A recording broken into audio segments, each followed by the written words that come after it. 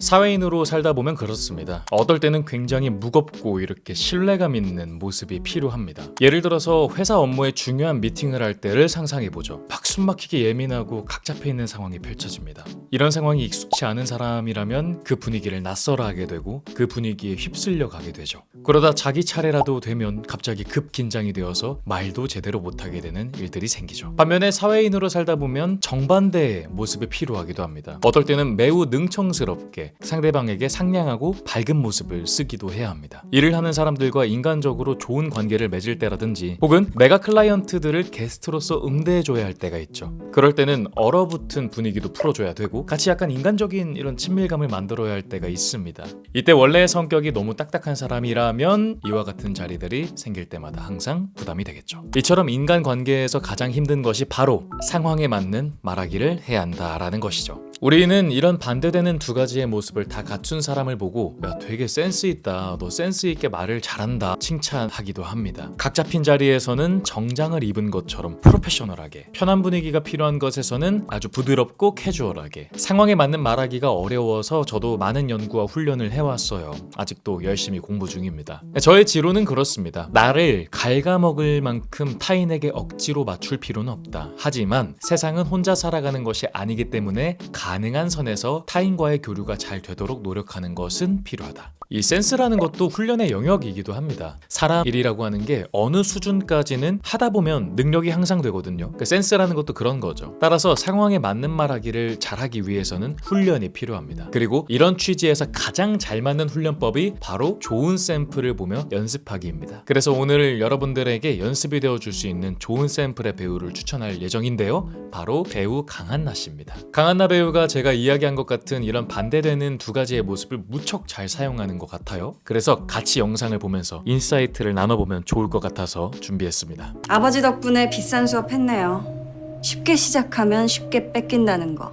지분 없는 CEO는 씹던 껌만 못하다는 거. 강한나 씨를 처음 보시는 분들은 이분이 되게 날카롭고 이렇게 무거운 사람인 줄 알겠어요. 메러비안 법칙이라고 하죠. 엘버트 메러비안이 말하기를 사람의 이미지를 결정하는 요인이 세 가지가 있다고 합니다. 시각적인 것이 55%, 목소리가 38%, 그리고 말의 내용이 7%다. 물론 이것은 완벽한 정답이 아니라 가설입니다만 그래도 분명 흥미로운 지표예요. 제가 이 영상을 통해서 말하고 싶은 건 강한나 배우 같은 경우에도 시각과 청각적으로 전달이 무척 좋아요. 예전에 저랑 친한 가까운 사진작가분께서 이런 말씀을 해주셨어요. 사람들이 오해하는 게 있어요. 아름다움이라고 하는 게 얼굴 골격에서만 나오는 게 아니에요.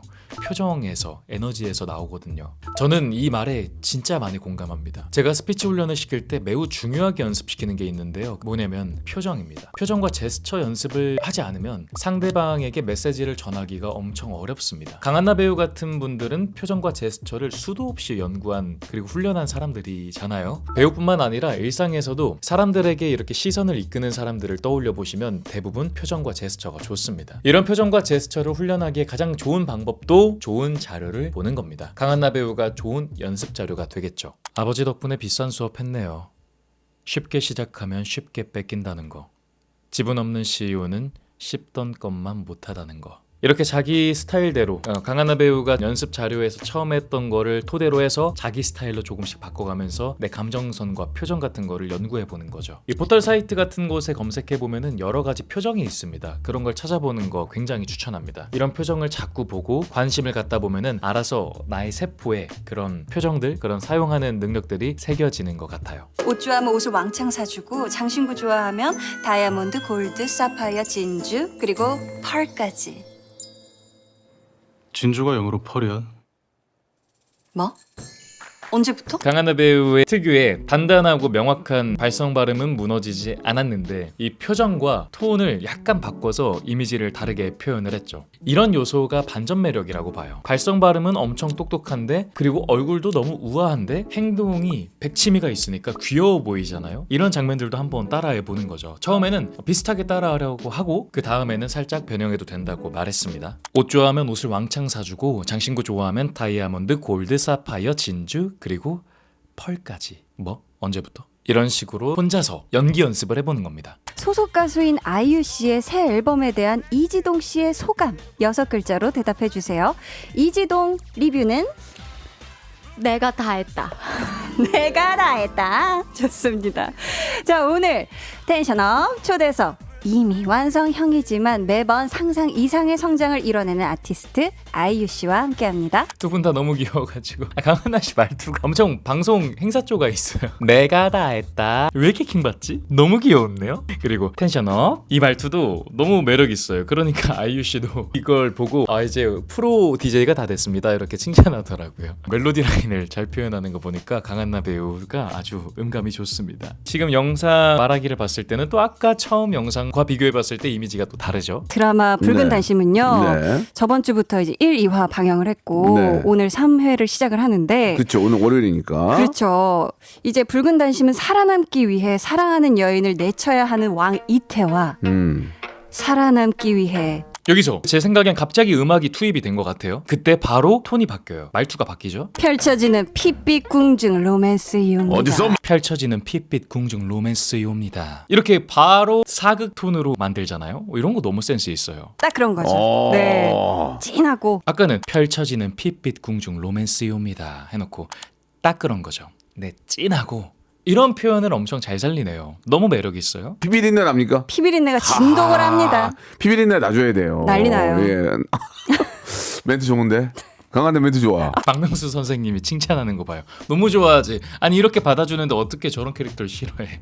피비린내가 진동을 합니다. 난리 나요. 이 말투가 생긴 건 엄청 우아하고 단아한데 잘 받아주고 이런 모습이 센스 있다는 거예요. 원래 다양한 캐릭터를 갖고 있으니까요. 말투가 재밌어요. 그죠? 저러면 예뻐 보일 수밖에 없죠. 이번 영상들을 봐보면 장난기가 많이 이렇게 묻어나잖아요. 라디오 DJ 했을 때던가 게스트로 했을 때. 근데 아까 첫 장면 드라마 장면을 봤을 때는 다르죠. 네, 그거에 비해서 능청스러운 표정도 잘 쓰고 약간 그 애니메이션 주토피아의 주디 같아요. 저는 이 사람에게 기분을 좋게 만드는 패턴의 표정이 어느 정도 있다고 생각하는데 이런 것도 아까 이야기한 것처럼 어느 정도 검색하면서 연습하시면 훨씬 더 좋을 겁니다. 이렇게 사람에게는 반전 매력이라고 하는 게 아주 중요한 것 같습니다. 그러기 위해선 나의 다채로운 모습을 알아야 하고 그걸 꺼냈을 수가 있어야 한다 생각이 들어요. 그런 부분에서 강한나 배우의 이런 모습들이 엄청 매력 있다. 그래서 또 사랑을 받는 것 같다 생각이 듭니다. 자, 끝으로 제가 이랬었던 적이 있는데요. 그 데칼코마니라고 하죠. 물리학을 공부할 때 아주 거대한 깨달음을 얻었던 적이 있습니다.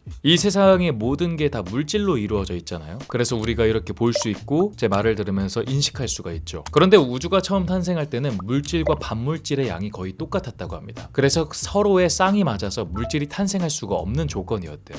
우리가 이렇게 존재할 수가 없는 거죠. 그런데 이후에 아주 우연치 않게 10억분의 1의 비율로 물질이 더 많아졌다고 합니다. 이 작은 10억분의 1의 차이로 별과 행성, 지구, 그리고 우리가 탄생했다는 거예요. 이게 정확한 이론인지는 모르겠습니다만 이런 내용을 들었던 적이 있어요. 왜 이 이야기를 하냐면 예전 저에게 이런 고민을 했던 적이 있습니다. 나의 진짜 성격은 뭘까? 나라는 사람은 어떤 사람일까? 뭔가 이런 명확한 정답이 있을 것 같았거든요. 근데 그러다 보니까 조금만 사색에 빠지면 그래, 이게 내 진짜 모습이야. 나는 사색을 좋아해 라고 하다가 이렇게 친구들과 막 노는 것이 좋아지면은 이게 내 진짜 모습인 것 같아. 어릴 때부터 그랬잖아 하면서 명확한 내 모습을 한 가지로 찾으려고 애쓰는 거예요. 그렇게 막 우왕좌왕 하다가 나의 수많은 모습의 가능성을 닫게 되더라고요. 그러다가 아까 말했던 물리학 책에서 그와 같은 말을 본 겁니다. 물질과 반물질의 적절한 균형이 기반이었다. 그중 미세하게 물질이 더 많아서 생명이 탄생한 것이다. 그때 깨달았습니다. 자연스러운 모습이라고 하는 건 원래 반대되는 모습을 적절하게 수용하는 것이구나. 그러다 보니까 제가 가지고 있던 고민이 확 내려앉더라고요. 원래 서로 반대되는 모습을 적절하게 조율하며 균형을 맞추는 게 이 거대한 우주의 이치라는 것이죠. 그래서 밝은 모습도 무거운 모습도